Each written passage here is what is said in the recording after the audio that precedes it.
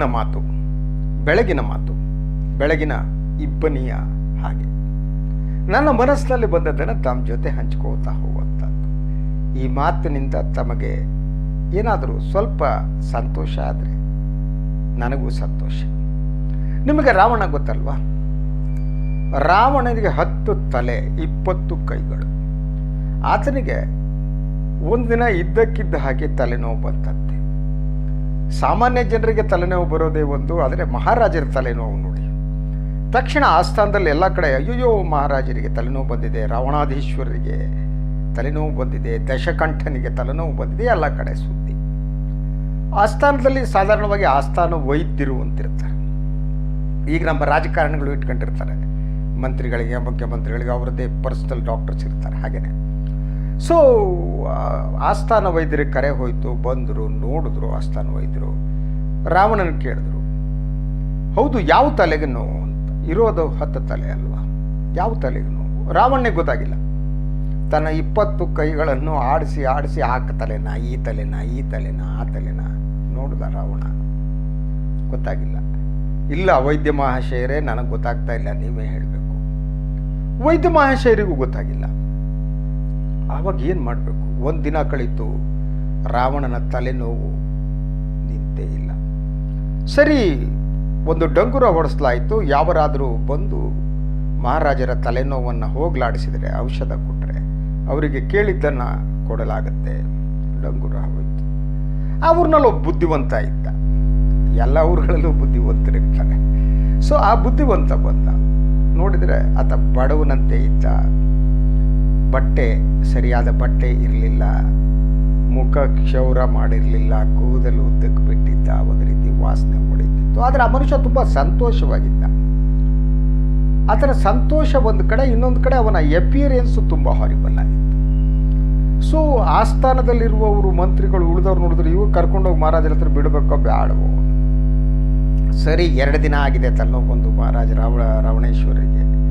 ಸರಿ ಅಂಥೇಳಿ ಅವನ್ನ ಕರ್ಕೊಂಡೋಗಿ ಮಹಾರಾಜರ ಮುಂದೆ ಬಿಟ್ಟರಂತೆ, ರಾವಣನ ಮುಂದೆ. ರಾವಣ ನೋಡಿದ, ಇವನು ಯಾವನ ವೈದ್ಯನೇ, ಇವನು ಸರಿಯಾದ ಬಟ್ಟೆ ಇಲ್ಲ, ಸ್ನಾನ ಮಾಡಿಲ್ಲ, ಮುಖಕ್ಷೌರ ಮಾಡಿಲ್ಲ, ಬಟ್ ಸದಾ ನಗ್ತಾ ಇದ್ದಾನೆ, ಸಂತೋಷವಾಗಿದ್ದಾನೆ. ರಾವಣನಿಗೆ ಅನ್ನಿಸ್ತು, ಅಲ್ಲ ನಾನಿಲ್ಲಿ ತಲೆನೋವು ಬಂದು ಸಾಯ್ತಿದ್ದೀನಿ, ನಾನು ರಾವಣೇಶ್ವರ, ನಾನು ನಮ್ಮದು ಸ್ವರ್ಣ ಲಂಕೆ, ಇಲ್ಲಿ ಯಾವುದು ಬೇಕಾದರೂ ಸಿಗುತ್ತೆ. ತನಗಂತೂ ಬದುಕಿನಲ್ಲಿ ಸಿಗದಿರೋದೇ ಇಲ್ಲ. ಸಿಗದಿದ್ದರೆ ಅದನ್ನು ಹೇಗೆ ತೆಗೆದುಕೋಬೇಕು ಅನ್ನೋದು ನನಗೆ ಗೊತ್ತು. ಆದರೆ ನನಗೆ ತಲೆನೋವು. ಈ ಮನುಷ್ಯ ನೋಡಿದರೆ ಮೈ ಮೇಲೆ ಬಟ್ಟೆ ಇಲ್ಲ, ಏನಿಲ್ಲ, ಇವನಿಷ್ಟು ಸಂತೋಷವಾಗಿ ಹೇಗಿದ್ದಾನೆ ಇವನು? ರಾವಣಿಗೆ ಆಶ್ಚರ್ಯ ಆಯಿತು. ಸರಿ, ರಾವಣ ಫಸ್ಟ್ ಕೇಳಿದ್ದು, ನಿನ್ನ ಸಂತೋಷದ ಗುಟ್ಟೇನು ಅಂತ. ಅದಕ್ಕೆ ಅವನು ನಗ್ತಾ ಹೇಳಿದ, ನನ್ನ ಸಂತೋಷದ ಗುಟ್ಟನ್ನು ನಂತರ ಹೇಳ್ತೀನಿ, ನಿಮ್ಮ ಸಮಸ್ಯೆ ಹೇಳಿ ನನಗೆ. ರಾವಣೇಶ್ವರ ಹೇಳ್ದ, ನನಗೆ ತಲೆನೋವು ಬಂದಿದೆ. ಇವನು ನಕ್ಕ, ನಿನಗೆ 10 ತಲೆ 20 ಕೈ ಇದೆಯಲ್ಲ, ಅದೇ ನಿನಗೆ ತಲೆನೋವು. ನಿನಗೆ 1 ತಲೆ ಇದ್ದರೆ ತಲೆನೋವು ಬರ್ತಿರಲಿಲ್ಲ. ಈಗ ಒಂದು ಕೆಲಸ ಮಾಡು, ನಿನ್ನ 10 ತಲೆಗಳಲ್ಲಿ 9 ತಲೆಗಳನ್ನು ತೆಗೆದಾಕು, ಒಂದೇ ತಲೆ ಇಟ್ಕೊಡೇನು, ನಿನ್ನ ತಲೆನೋವು ಮಯ ಆಗುತ್ತೆ. ಸೊ ಲಂಕಾಧೀಶನಿಗೆ ಒಂದ್ಸಲ ಏನು ತಲೆ ತೆಗೆದಾಕೋದ್ರೆ ಕಡ್ದಾಕ್ಬೇಕು, ಕೈ ಏನು ಮಾಡಬೇಕು ಕೇಳಿದವನು. ಏನು 10 ತಲೆ ಅನ್ನೋದಿದೆಯಲ್ಲ, ಅದು ಸಾಂಕೇತಿಕವಾದದ್ದು. 10 ರೀತಿಯ ವಿಚಾರಗಳು ಅಂತ. ರಾವಣನಿಗೆ 10 ತಲೆ ಇತ್ತು ಅಂದರೆ ಫಿಸಿಕಲಿ 10 ತಲೆ ಇತ್ತೋ ಇಲ್ಲೋ ಅನ್ನೋದಲ್ಲ. ಆತ 10 ವಿಚಾರಗಳಲ್ಲಿ ಪಂಡಿತನಾಗಿದ್ದ. ಒಂದು ವಿಚಾರ ಅಲ್ಲ, ಆತ ವೇದ ಪಾರಂಗತ. ಆತನಿಗೆ ವೇದ ಗೊತ್ತಿತ್ತು, ಬಿಲ್ಲು ವಿದ್ಯೆ ಗೊತ್ತಿತ್ತು, ಆಧ್ಯಾತ್ಮ ಗೊತ್ತಿತ್ತು. ಬದುಕಿನ ಎಲ್ಲ ವಿಚಾರಗಳ 10 ಪ್ರಮುಖ ವಿಚಾರಗಳ ಬಗ್ಗೆ ಆತ ಪಂಡಿತನಾಗಿದ್ದ ರಾವಣೇಶ್ವರ. ಸೊ ಇವನು ಹೇಳಿದ ಮಾತಿನ ಅರ್ಥ ಏನು? 10 ತಲೆಗಳಲ್ಲಿ 9 ತಲೆಗಳನ್ನು ತೆಗೆದುಹಾಕು ಅಂದ್ರೆ ಏನರ್ಥ? ಇಷ್ಟೇನೆ, 10 ತಲೆಗಳು ಅಂದರೆ 10 ವಿಚಾರಗಳು ಏಕಕಾಲದಲ್ಲಿ ಬರ್ತಾ ಇದ್ವು ಅವನಿಗೆ.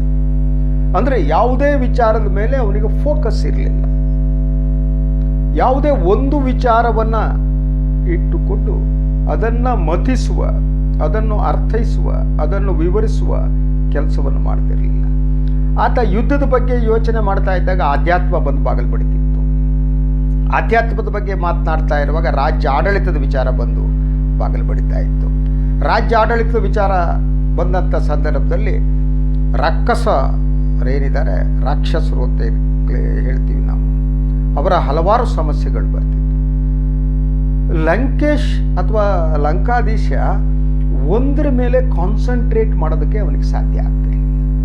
ಹೀಗಾಗಿ ಹಲವು ವಿಚಾರಗಳು ಬಂದು ತಲೆಯಲ್ಲಿ ತುಂಬಿ ತುಂಬಿ ಅವನಿಗೆ ತಲೆಭಾರ ಪ್ರಾರಂಭ ಆಗಿತ್ತು.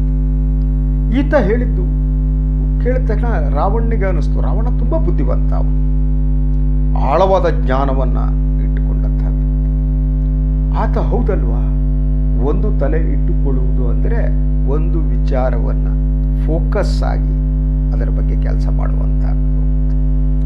ರಾಮ ನೋಡಿ, ರಾಮನಿಗೆ 10 ತಲೆ ಇರಲಿಲ್ಲ, ರಾಮನಿಗೆ ಒಂದೇ ತಲೆ ಇತ್ತು. ಅದರ ಜೊತೆಗೆ ಎಲ್ಲ ವಿಚಾರದಲ್ಲೂ ರಾಮ ಹೆಚ್ಚು ಫೋಕಸ್ ಆಗಿದ್ದ.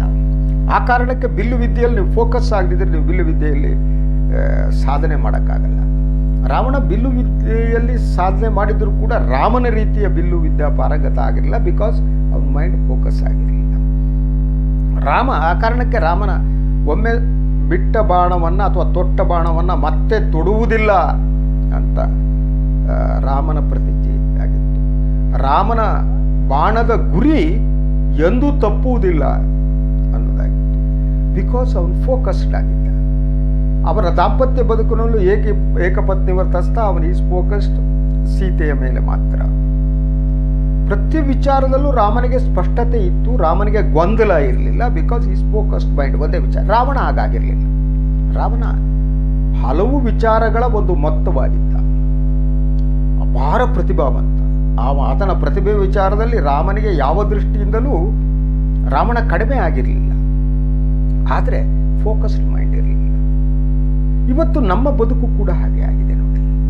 ನಾವು ರಾವಣನಂತೆ ಆಗಿದ್ದೇವೆ, ನಮಗೆ ಫೋಕಸ್ಡ್ ಮೈಂಡ್ ಇಲ್ಲ. ಬೆಳಗಿನಿಂದ ಹಲವು ವಿಚಾರಗಳು ನಮ್ಮ ತಲೆಯಲ್ಲಿ ಬಂದು ಗಿರಿಕಿ ಹೊಡಿತಾ ಇರ್ತದೆ.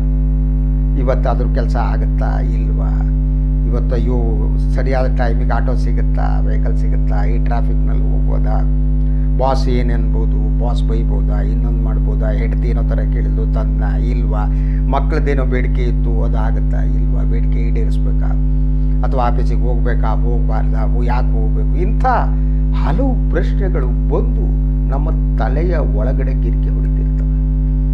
ಆ ಕಾರಣಕ್ಕೆ ಯಾವುದೇ ವಿಚಾರದ ಮೇಲೆ ನಾವು ಫೋಕಸ್ ಮಾಡೋಕ್ಕೆ ಸಾಧ್ಯ ಆಗಲ್ಲ.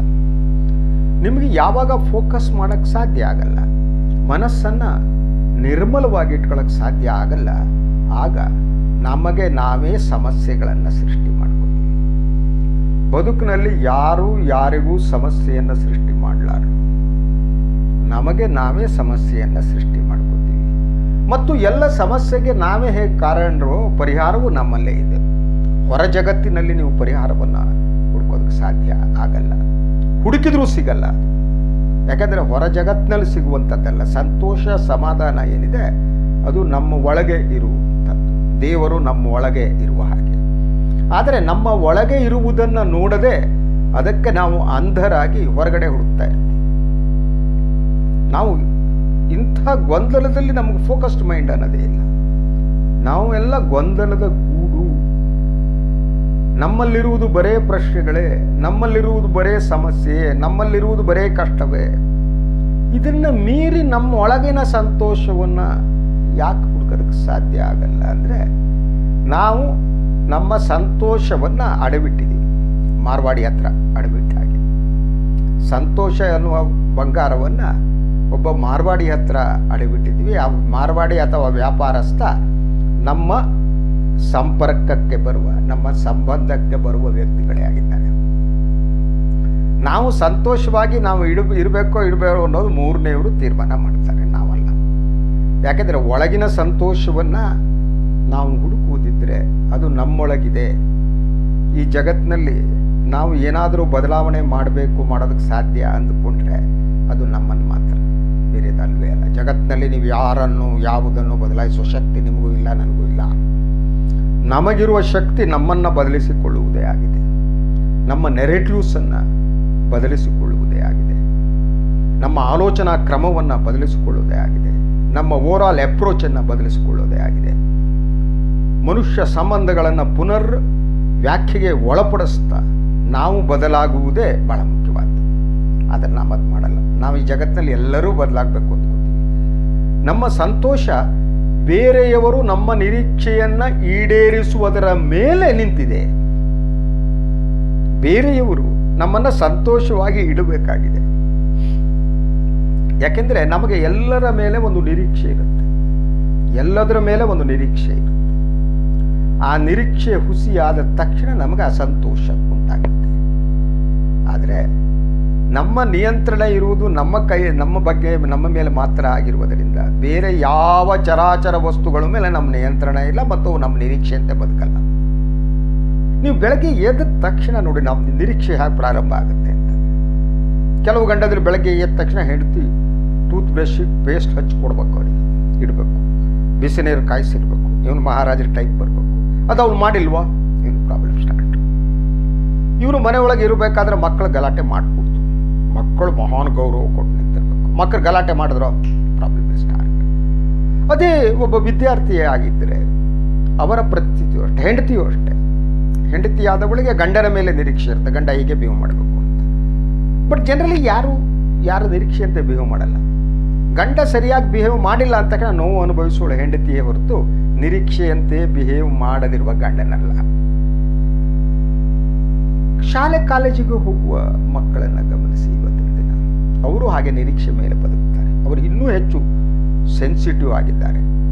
ಅವರ ಎಲ್ಲ ಸಂತೋಷವನ್ನು ಅವರು ಎಲ್ಲ ಕಡೆ ಆಡಿಬಿಟ್ಟಿದ್ದಾರೆ, ಒಂದು ಕಡೆ ಇಟ್ಟಿಲ್ಲ. ಅವರು 10 ಕಡೆ ತಮ್ಮ ಸಂತೋಷವನ್ನು ಆಡಿಬಿಟ್ಟಿರ್ತಾರೆ. ಮೊಬೈಲ್ ನೆಟ್ವರ್ಕ್ ಹೋಯ್ತು, ಮಕ್ಕಳು ಗಲಾಟೆ ಶುರು. ಅದು ಯಾರು ಅಪ್ಪನೂ ಕಾರಣ ಅಲ್ಲ, ಅಮ್ಮ ಕಾರಣ ಅಲ್ಲ. ಇವತ್ತಿನ ದಿನ ಈ ಮೊಬೈಲ್ ಜಗತ್ತಿನಲ್ಲಿ ನಿಮಗೆ ನೆಟ್ವರ್ಕು ಸಿಗೋದು ಕಷ್ಟ, ಡಾಟಾ ಕಷ್ಟ, ಇನ್ನೊಂದು ಕಷ್ಟ, ಇದಕ್ಕಿದ್ದಾಗ ಹೊಟ್ಟೋಗ್ಬಿಡುತ್ತೆ. ಸಿಟ್ಟು ಸೊ ಬಹುಬೇಗ ನೀವು ವಿಡಿಯೋಗಳನ್ನು ನೋಡಿ ಡಾಟಾ ಖಾಲಿ ಆಯಿತು, ಅದಕ್ಕೆ ಸಿಟ್ಟು. ಮೊಬೈಲ್ ಇನ್ನೊಬ್ಬರು ಚೆನ್ನಾಗಿದೆ ಮತ್ತೊಂದಿದೆ ಅನ್ನೋದ್ರ ಬಗ್ಗೆ ಸಿಟ್ಟು. ಕಂಪ್ಯಾರಿಸನ್ಗಳಿಂದ, ಫಾರ್ ಎಕ್ಸಾಂಪಲ್ ಒಬ್ಬ ಸೈಕಲ್ ಓಡಿಸುವವನ ಗಮನಿಸು. ಫಸ್ಟ್ ನಡೆದು ಓಡಾಡುವವನ ಬಗ್ಗೆ ಮಾತಾಡೋಣ.